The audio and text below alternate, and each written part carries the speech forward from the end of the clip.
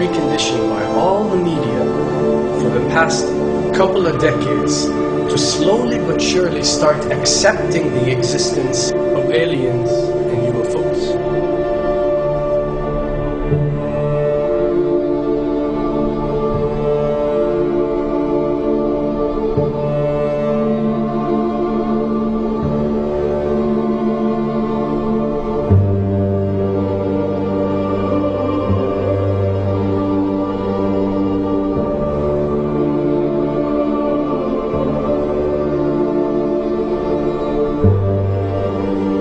I can tell you right now that 99% of every UFO sighting that has ever taken place has actually not been an unidentified flying object, because this has always been military technologies.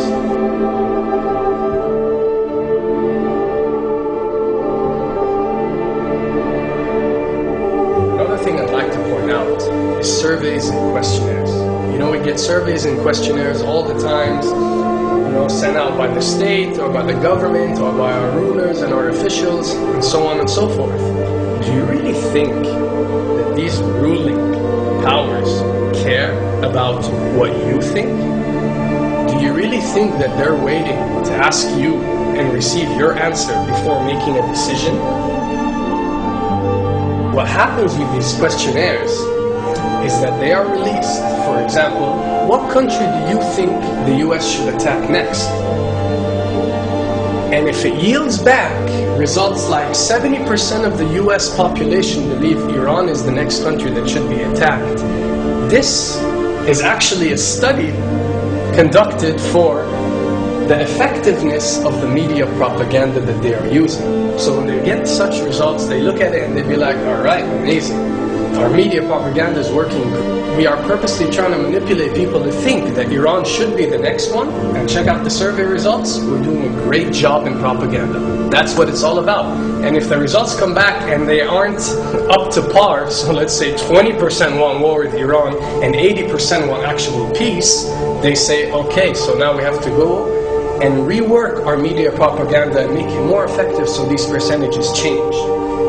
Why am I saying this? Because of the UFO phenomenon. Since the 60s, the amount of people who believe in extraterrestrials have skyrocketed, and it's only increasing day by day in our modern world. This only confirms the success and the plans that are taking place to first manipulate you to believe in UFOs, and second, to conduct a UFO attack that is going to force the whole world to unite to fight off this enemy and accept the New World Order.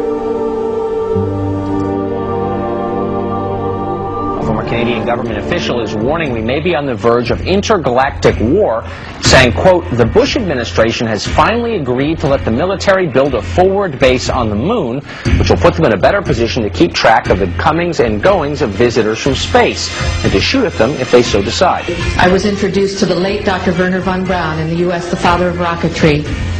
In my first meeting with him, during that first 3.5 hours, he said to me, Carol, you will stop the weaponization of space, because there is a lie being told to everyone that the weaponization of space is now first being based upon the evil empire, the Russians. There are many enemies, he said, against whom we're going to build this space-based weapon system. The first of whom was the Russians, which was existing at that time. Then there would be terrorists. Then there would be third world countries. Now we call them rogue nations or nations of concern. Then there would be asteroids. And then he would repeat to me over and over, and the last card, the last card, the last card would be the extraterrestrial threat. As a military strategist, as a person who worked on the MX missile, which I did later, he said, you will find that there is going to be a spin to find some enemy against whom we have to build space-based weapons, and now we should expect the spin. And that's the formula, except that it's all based on a lie. A supersonic saucer. Called the Silver Bug, it was truly revolutionary. The plans show in detail a multi-jet engine craft that boasted amazing maneuverability and speed. It's an intriguing thought that this concept may tie in with the work of the German scientists who brought saucer technology to the US at the close of the Second World War. What was needed were certain cover stories. What do you do when people are spotting aircraft and then telling reporters that they've seen something very unusual flying out of an airbase in Nevada? And frankly, this was the origin of a lot of the sightings that took place in the mid-50s, 1954, 55, 56, of unidentified flying objects, the UFOs. So the CIA was involved in encouraging people to believe that, yes, they saw UFOs, and the CIA and the military tried to be very helpful to reporters to get these stories out, to divert the attention of the country, and particularly the people in this region, about what they had actually seen. Mexican Air Force pilots capturing on videotape what are said to be 11, count them, 11 UFOs. The Mexican Air Force has released a video that some of you are going to find difficult to believe. A journalist says it shows images of UFOs tracking a Mexican military plane.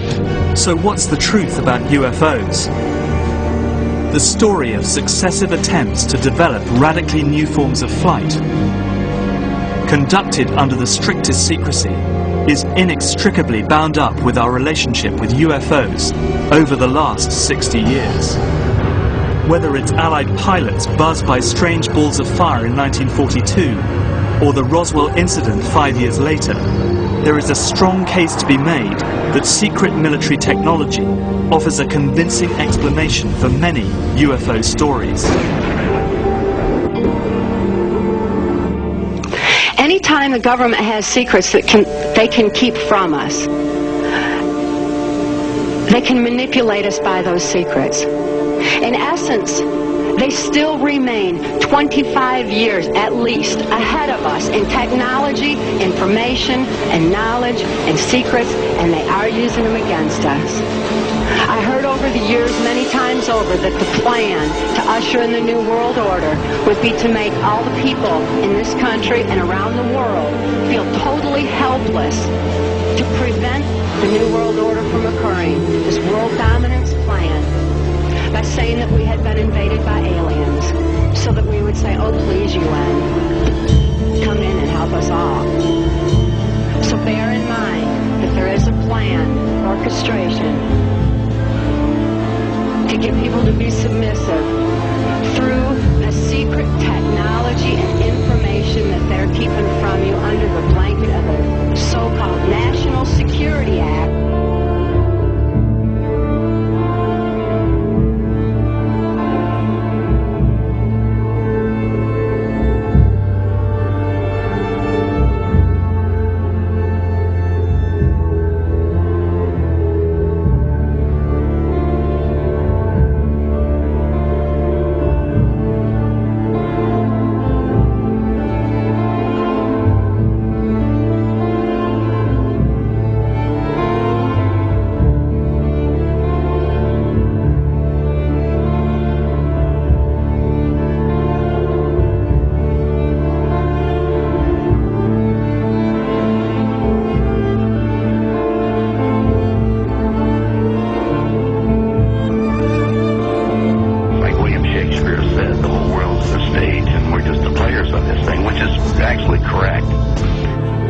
Perhaps we need some outside universal threat to make us recognize this common bound. I occasionally think how quickly our differences worldwide would vanish if we were facing an alien threat from outside this world.